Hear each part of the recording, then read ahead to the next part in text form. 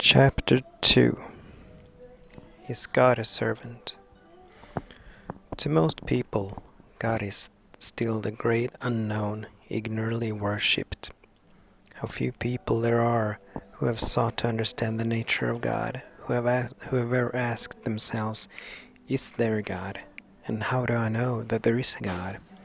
I have been told that there is a God. People say there is a God, and I have read books about God. But if I had to go on a witness stand, and take an oath that I know that there is a God, what would my answer be? Could I swear that I really know that there is a God? What evidence do I have? Have I seen God face to face? Have I felt God within me? How would you answer to such questions? Would you say, yes, I know there is a God, and this is what he is like? How would you describe God? Can God be described? He is not like what most men think him to be. He's not. He's nothing like anything you can imagine or in anything you can think, because any idea of God that you entertain with your mind must be finite. Any idea of God you may have, you have created within yourself or learned from someone else. Stop and think for a moment where your ideas of God have come from. Who gave them to you? Is it not true that you yourself either made up your ideas or concept of God, or you read something and accepted some version of what someone else believed? Or you have been taught from infancy to accept something else, someone else's concept of God? Are your ideas of God man-made, or are they the result of inner experience? To Jesus, who had realized his complete oneness with God, God meant Father, the Father within. However, for us to think of God as Father is immediately to think in terms of some particular concept of a father. Each of us has a different concept of father, the result of our own experience. In this modern age, children often consider their parents as some kind of a servant born to do their will, and many adults have simply incorporated this concept of parents as servants into their concept of God, and have made God themselves have made a God for themselves in the image and likeness of these childhood concepts. They think of God as a superhuman being just waiting for the privilege of granting them favors of some kind, of a God whose favor can be secured in one way or another, and that if the right combination of words can be learned, a person can even get God's favor to the extent of persuading God to do healing works for them. There's no such God. You don't need God's favor any more than you need a man's favor. All of God's favor you will ever need, you already have. If you will turn within and acknowledge that you do not know what Jesus meant when he referred to God as a father, and then wait for God to tell you what God is as a father, you may have an experience similar to mine, although probably not exactly the same, because each one receives God's wisdom in different way. When I turned within and asked, what is God as a father? The answer came, creative principle. God is the creative principle of this universe, and its nature is an infinite, all-embracing love. The nature of God is such that what God is not already doing, God cannot do, and could not be induced to do. Understand that clearly. What God is not doing now, it would be a waste of time asking or expecting God to do. No one prays to God for the sun to rise in the morning or to set at night. No one prays to God to arrange the incoming and outgoing tides. No one prays to God to have roses come from roses, or pineapples from pineapples, or butter from milk. No one prays to God to change the laws of the automotive engineering or airplane dynamics. In short, most people seem perfectly willing to let God run his own universe in his own way until their own little selves become involved. Then they turn to God and say, "Oh God, won't you do this for me? Won't you protect me or mine? Won't you heal me or mine? Won't you send food and clothing to me and mine? Of course, God does not answer such prayers. God has provided more food in the earth and in the sea than all the people on the face of the earth can consume.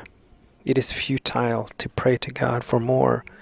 God's work was done in the beginning, and he found it good. It is useless to try to get God to change his universe for your benefit or mine, for your nation or mine, or for your family or mine. If you want to experience the grace of God, it is necessary to align yourself with God and receive the grace of God as it is now flowing, always has, and always will.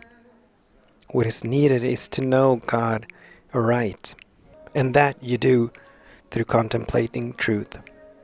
As you dwell in meditation upon the nature of God, very quickly you'll find that the nature of God is love and intelligence. The intelligent, loving nature of God is your assurance that you'll have a crop of roses from the rose seedlings that you have planted in the fertile ground, and not something that you do not want. In the midst of such contemplation you'll dawn, what have I to fear? There is a God, and God is love. That ends my whole problem. If God were not love, then I really would have a problem. But the minute I know that God is love, I have no more problems. That ends them. If I know that God is infinite intelligence, and that it is his good pleasure to give me the kingdom, what kind of problem would I have? I can forget anything that looked like a problem and begin to help the men and women and children who do not yet know that God is love. Help those who have heard the words but do not believe them, and in helping them, I bring the conscious realization home to myself. As you meditate upon the nature of God, you'll perceive that there never has been a time when God did not exist. And even from the limited standpoint of human reason, that would indicate that there never will be a time when God will cease to exist. With that conviction comes the revelation that God is eternal. Furthermore, there is no place where God is not.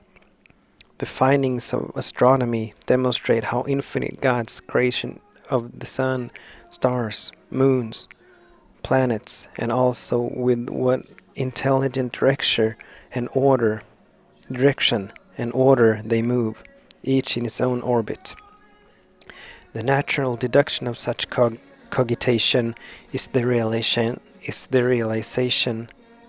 If it is true that all that the Father has is mine, then the Father qualities are the qualities of my own individual being. The same wisdom, law, and order operate in my experience. All that constitutes the nature and the characters of God constitutes the nature of my individual being and of yours.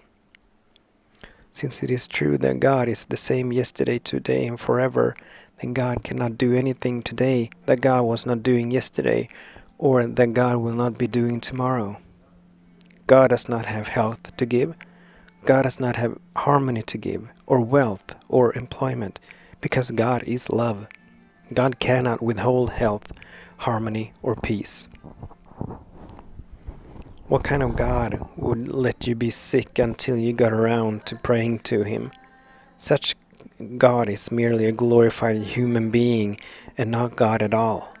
God is a God of omnipotence, omnipresence, omniscience, and God knows your needs before you do. It is his good pleasure to give you the kingdom and to give it to you without your sitting around waiting, trying to find out how you're going to influence him in your behalf. Yet, it is not what the world is doing. Are not people spending their time trying to find ways to influence God to do something for them? Unless you understand the nature of God as one infinite good, you will be attempting to use God to gain your own ends. You will be attempting to use truth. Be willing to be used by God. Be willing to be used by truth. Be willing to be an instrument through which truth reveals itself. But do not attempt to use God. Never try to use God or truth. If you understand the nature of God, never would you pray to God for anything. God has only the gift of himself to give, and in that gift all needs are met. Any other kind of God is a man-made myth, invented by the pagans centuries before the Master. The pagans worshipped that kind of God. They worshipped many gods, always for the purpose of getting something from God. When there was no rain, they prayed for rain. When there was too much rain, they prayed to have it cease. When there were floods or storms, they prayed to have God stop them. And when there was no food, they prayed for God for food. Prayer such as that is purely paganistic, a relic from the days when people made a god after their own image because they had no idea at all of what God is. Since they could not get all they wanted from God, they made their own gods. From one they got rain, crops from another, fertility from another, and something else from another. When Abraham came with the teaching of one God, the only innovation as far as his followers were concerned was that instead of praying to 10 gods for 10 things, they prayed to one God for the same 10 things. They prayed to a God who rewarded them when they were good, and to a God who punished them when they were evil. God is nothing like that. The nature of God is such that his rain falls on the just and on the unjust. He is equally available to the saint as to the sinner. He looks impartially upon all regardless of color, race, creed, religion, or lack of religion. The difference in people's experience does not lie with God. It lies in their own ignorance or lack of awareness of God. To pray to God for things, health, money, houses, companionship, would be to look upon him as a servant whom you can command to obey your wish. Do you really believe that God is an instrument made for your pleasure? Or are you made for his pleasure? Do you really believe that God, whether in the heavens or within you, is just awaiting your call to serve your purpose, to gratify your desires? Or is God the spiritual creative principle of the universe, whom this universe serves and whose purpose you serve? The world is riding horseback to hell, waiting for God to serve it, instead of humbly realizing that you and I, just the same as the sun and the moon and the stars, the birds, the animals and the fish, were made to serve God's purpose. The image and likeness of God, the very God self expressed, was made to serve its purpose, to glorify God, not man. God is not meant to glorify man. Man is meant to glorify God. Reverse the usual concept of God as something or other than that you can instruct or advise, and bring to light into your consciousness the fact that you're to be taught of God. Be receptive and responsive to the divine impulse from within. That truth may use you to reveal its glory. The heavens show forth God's glory. The earth shows forth his glory in multitudinous ways. And you show forth God's glory. You show forth God's glory, not your own glory. You do not express God. You do not reflect God. No, God expresses God, and that expression appears as you. God reflects himself into the universe as you. But you have nothing to do with that. God expresses himself. God shows forth his own handiwork. God glorifies not you or me, but God glorifies himself. The nearer you approach that vision, the greater is the glory of God that is being shown forth by you. Every knee must bend. Every head must bow to God. In all thy ways acknowledge him, and he shall direct thy paths. Not in all thy ways tell him your desires, or tell him how virtuous you are, or how virtuous your family, your community, or nation is. No, tell God nothing. Acknowledge God. How else can you acknowledge God except to realize, God, thou art the infinite intelligence which has created his entire universe, the intelligence that knows how to govern it without any help from me. Forgive me, Father, if I have ever told thee what I need or what my family or nation needs. Father, forgive me every time that I have lifted my eyes in the hope that thou wouldst serve me. Let me understand that I was created in thy image and likeness to show forth thy glory. The heavens declare the glory of God. The earth shows forth his bounty. Man, the highest creation, should show forth God to the fullest extent. Man, individual, you and I, should show forth immortality, eternality, infinity, all good, health, harmony, wholeness, infinite abundance, not yours or mine, but his. His grace should be evident in your eyes.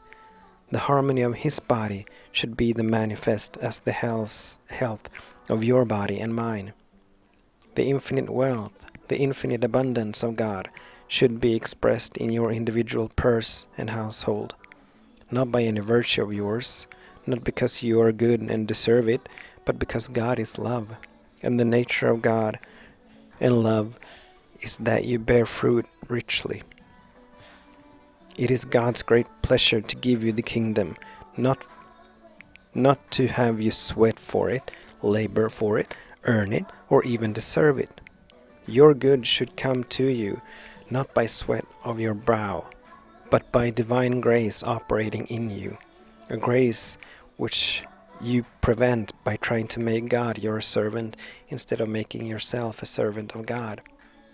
Gradually, your concept of God will change, and when it does, you will stop praying to Santa Claus God. You do not give up praying, but prayer now begins to have a new meaning for you. You begin to see that God cannot give and God cannot withhold. You can shut yourself off from the grace of God, but through prayer you can be reunited with your source. Your prayer will not be an asking or seeking for anything. It will be an asking and seeking and a knocking for more light, greater spiritual wisdom, greater discernment. Gladly, you will give up everything, if only it'll bring you one step closer to the realization of your true relationship with God, which is that of a child of God, heir of God, the very expression of God's own infinite being. God's being becomes your being. God's wisdom becomes your wisdom. God's life becomes your immortal life, and your body becomes the temple of the living God. God's strength, youth, and vitality flow through you. God is the infinite of good, always about God's business of unfolding, disclosing, and revealing himself as this universe. God cannot add to that, and God has never subtracted from that. God can never increase. God can never decrease. God is. 5,000 years ago, this was true. God is. 1,000 years from now, God is. 1,000,000 years from now, God is. To say that God is infinite, or God is good, or God is life, or God is love, is to say no more than that God is. That is the limit of our knowledge about God. God is. If God is, then I am. I cannot say I am yesterday, and I cannot say I am tomorrow. All I can say is, if God is, I am. I seek nothing, for all that the Father has is mine. All that God is, I am. God has made me in his image and likeness, and has given me full possession and dominion over everything that exists in the heaven, in the air, on the earth, and in the waters beneath the earth. God has given me dominion. What power is there then that can harm me? Since I have been blessed with God-given dominion, there are no powers that can enter me that defileth or maketh a lie.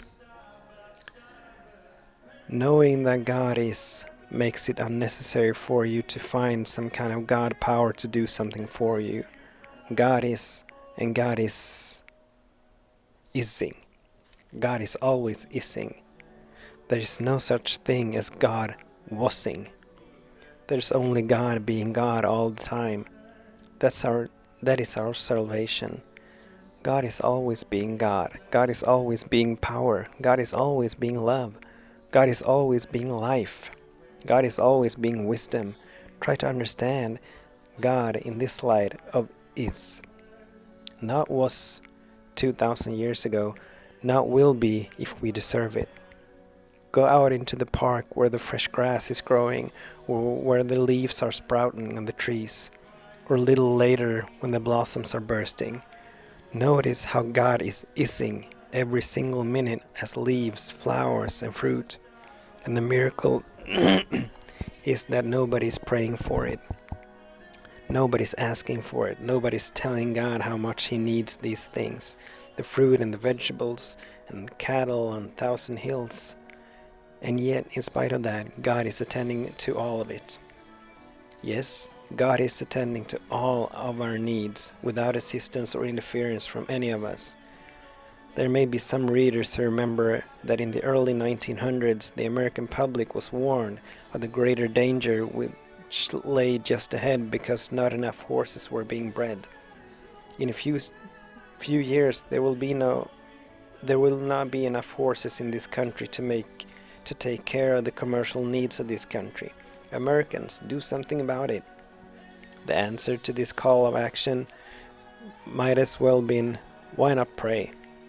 But in a few years there was no longer any need for horses because man's ingenuity had devised the eternal combustion engine, and its use in automobiles, trucks, and tractors replaced horses. And what would we have been praying for? Horses? Do you not see the foolishness of believing that man can prepare for the future of that, or that his wisdom is sufficient to provide for the future? God's grace is our sufficiency in all things, today, tomorrow, 1,000 years from now. God is about God's business. God is expressing itself now. And in the highest form of prayer, God already is. Be satisfied that God is. Be satisfied that God is omnipresent, omnipotent. Be satisfied that God is where you are in this instant. Until the moment of illumination comes, when you behold Him as He is, be satisfied to know the nature of God. As you understand God as the creative principle of life, that which maintains and sustains all creation, that which is the intelligence of this universe, the very love and life and fiber of this universe, you will not pray to it, you will rejoice in it, and that will be your prayer. You will commune with it, seeking nothing for yourself, seeking nothing for anyone else, and never relegating God to the role of a servant meant to do your will or to satisfy your desires. God satisfies His own infinite nature in creating, maintaining, and sustaining this grand and glorious universe, and those of us who are in it are the servants of the Most High. Do not expect God to serve man. Understand man's function to be the servant of God, to the glorifier of God, showing forth all that God is on this earth. Change the nature of your prayer so that you're not trying to get a great big God to do little tiny you a favor. Too many people act as if they really believe that they could direct God and expect Him to fulfill their desires. They must understand that they are here to be instruments through which God appears on earth. Rather, instead of letting God speak to them, too many people speak to God, tell Him, ask, direct, even command God, and that is why there is no response. The response only comes when they can be like Moses, who heard the voice of God, and the voice of God directed him, told him what to do and how to do it. As slaves under Pharaoh, the Hebrews endured many hardships during their captivity. They believed they were worshipping the one God because of their faith. They were taunted by the soldiers of Pharaoh. What good is your one God? What does your God do for you? You're still slaves of us, Egyptians. You still suffer under the Pharaoh. Where is this God? What does this God do? For countless centuries, for countless years, their only answer must have been, this one great God does nothing for us but let us live and die in slavery. And so it was until one of them, in humility, opened himself to God. Moses waited for a long time for God to speak to him. And you will find that you may have to wait a long time too. But after you once hear the still small voice, it comes more frequently than eventually it comes at will. You have only to close your eyes, wait a second, and whatever is necessary comes into your conscious awareness. From the moment that Moses made himself a servant of God, he was God-led, God-directed, God-sustained, God-fed. And then, through Moses, God could act to save the Hebrew people. People of any nation can be saved, of any race, of any family, if they have learned to pray and to open themselves so that the voice can speak within them, direct them, lead them, guide them, feed them, clothe them, house them. Here I am, Father, listening for your voice. My inner ears are open. I have no requests, no demands, no hopes, no ambitions. I do not ask you to do anything you're already doing. I await your word for grace. I await your word of grace. I am the servant of the Most High. Be willing to be a servant of the Most High. Stand on the isness of God. Pray in confidence. Pray in the faith that when the finger of the Lord touches you, nothing shall enter that in any wise defileth or maketh a lie. When the finger of the Lord is upon you, you live, move, and have your being under the grace of God, not under law. Those who look to you for leadership will be led out of their slavery to disease, out of their fear of lack, and out of their bondage to person and condition.